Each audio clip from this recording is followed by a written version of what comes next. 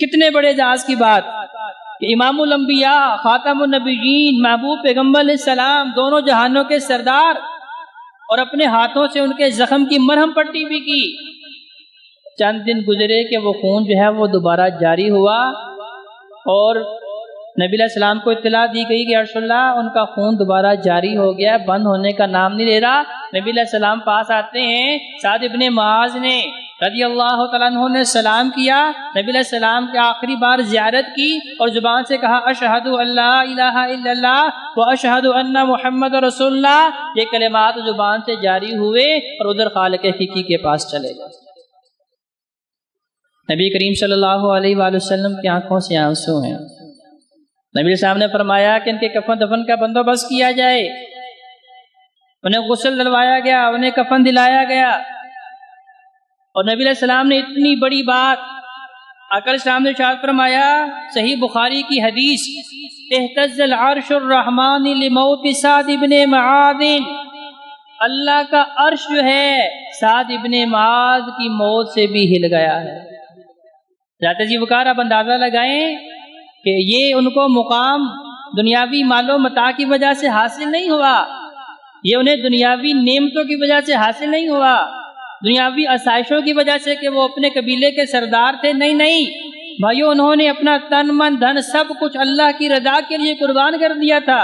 اور اتنا بڑا آدمی آج دنیا چھوڑ کے اللہ کے پاس جا رہا ہے۔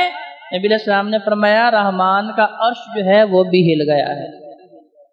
اور آقا علیہ السلام جب ان کو جو ہے دفنانے کے لیے قبرستان لے کے جا رہے تھے، آقا علیہ السلام اپنے پاؤں کی انگلیوں پہ جا رہے تھے، تو صحابہ بڑے حیران پریشان کہ نبی علیہ السلام اپنا پورا پاؤں کیوں نہیں لگا رہے۔ بالآخر ان کی تدفین ہوئی، انہیں قبر کے اندر دفن کیا گیا۔ نبی علیہ السلام بار بار دعا فرما رہے ہیں، اللہ میرے ساتھ پہ رحم کر دے، اللہ میرے ساتھ پہ رحم کر دے، اللہ میرے ساتھ پہ رحم کر دے۔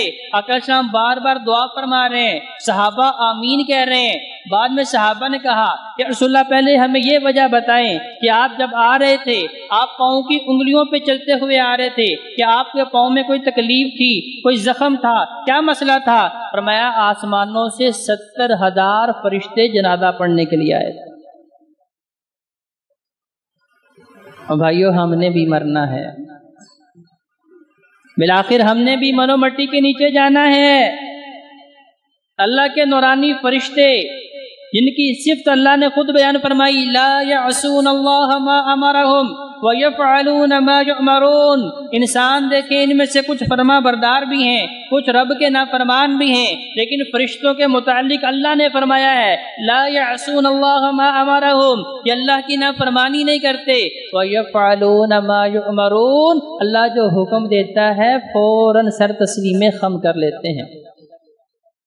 تو 70,000 فرشتے جنازہ پڑھنے کے لیے آسمانوں سے زمین پہ اترے ہیں۔ تو نبی علیہ السلام سے صحابہ نے دوسرا سوال کیا، یا رسول اللہ آپ بار بار یہ دعا فرما رہے تھے، اللہ سعد پہ رحم کر دے، اللہ سعد پہ رحم کر دے، اللہ سعد پہ رحم کر دے، اس کی کیا وجہ تھی؟ اور میں جب انہیں قبر کے اندر دفن کر دیا گیا اور ان کے اوپر مٹی ڈال دی گئی اور منکر نکیر ان کے پاس آ گئے، اس سے پہلے قبر نے اپنا آپ دکھایا کہ وہ وحشت کا گھر ہے، وہ تنہائی کا گھر ہے، وہ سختی کا گھر ہے۔ اور میں قبر نے اپنا آپ دکھایا جب میں اللہ کے حضور بار بار التجا کر رہا تھا، تو اللہ کا الحاکمین نے قبر کی سختی سے سعد کو محفوظ کر دیا۔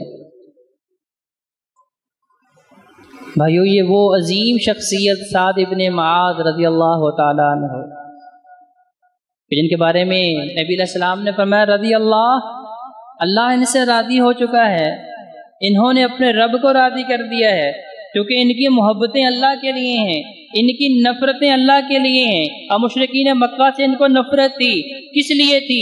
کیا انہوں نے کوئی جائیدادیں بانٹنی تھی، کوئی زمین بانٹنی تھی، کوئی مال و متاع بانٹنا تھا؟ کوئی ذاتی دشمنی نہیں تھی، بس اہل مکہ سے نفرت صرف اس لیے تھی کہ انہوں نے اللہ کے محبوب پیغمبر کو ستایا ہے۔ کہا یا اللہ مجھے اتنی زندگی دینا کہ میں اپنے ہاتھوں سے کفار کو قتل کر سکوں۔ نبی کریم صلی اللہ علیہ وآلہ وسلم نے ارشاد فرمایا کہ میرے صحابہ موت کی سختی اور قبر کی سختی سے اللہ کی پناہ مانگا کرو۔ نبی علیہ السلام خود اپنی ہر نماز میں اللہ کے حضور دعا کرتے ہیں، اللہم انی اعوذ بک من عذاب القبر۔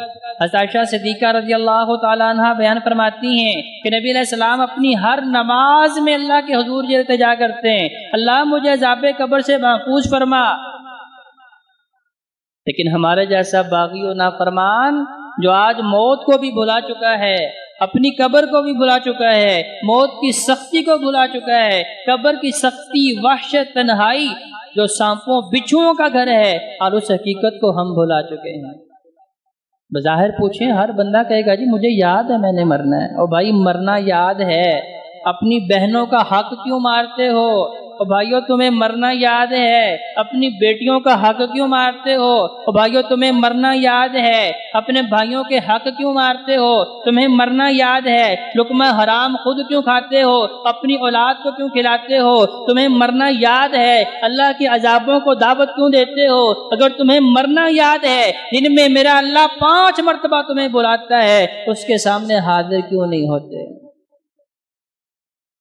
آج دنیا کی چیزوں میں ہم سکون تلاش کرتے ہیں، کوئی کہتا ہے جی میوزک کے اندر سکون ہے، کوئی کہتا ہے جی اے سی لگا لیں پھر سکون ملے گا، کوئی کہتا ہے بڑی سی گاڑی ملے پھر سکون ملے گا۔ بھائیو میرا اللہ کہتا ہے الا بذکر اللہ تطمئن القلوب، دنیا وما فیہا کی ساری نعمتیں بھی آپ کے قدموں میں نچھاور کر دی جائیں، آپ کو پھر بھی حقیقی سکون نہیں ملے گا۔